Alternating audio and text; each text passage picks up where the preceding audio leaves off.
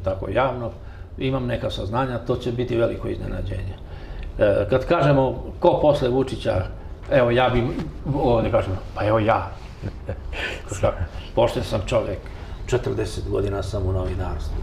Svi me znaju, nikad nikog nisam slagao. Zašto ja ne bi bio prelazno rešenje?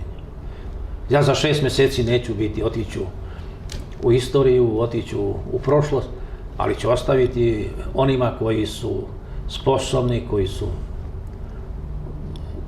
željni slobode da stvore Srbiju po meri kojoj će svi građani biti jednaki i imati uslove za život u skladu sa svojim radom. A možda je to problem, zato što oni koji postavljaju iz inostranstva ovde naše satrape, oni bi voleli obrnuto da budu. Ja stalno govorim da se sloboda mora osvajati, jer oni, ako nam slobodu donesu drugi, onaj koga postave ima vezane ruke.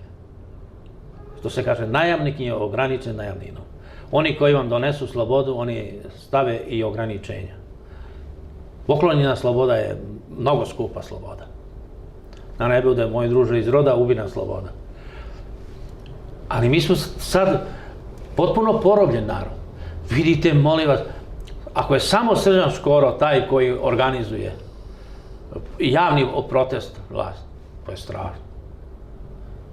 Imate Savez za Srbiju, kaže, evo gospodin Jeremić danas je na Twitteru, na Facebooku postavio slike sa splavarenja, on uživa, lepo mu je. Ovi iz Saveza za Srbiju, ja ne znam koga on očekuje, šta očekuju oni? Mi imamo dva koncepta shvatanja slobode. Jedan zastupa opozicija na čelu sa Savezom za Srbiju i ovim prilepcima i otpadnicima iz Demokratske stranke, i drugo koji zastupa aktuelna vlada.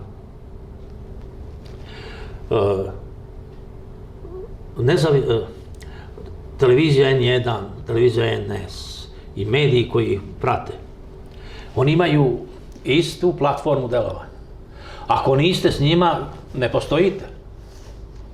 Ne postoji ni jedan pristojan čovek koji da dobije Nobelovu nagradu, a da bude pozvan na N1, ako se kaže, ne, Savez za Srbiju ne funkcioniše, meni to nije jasno, ja ne želim te ljude. On je gotov. Imate u N1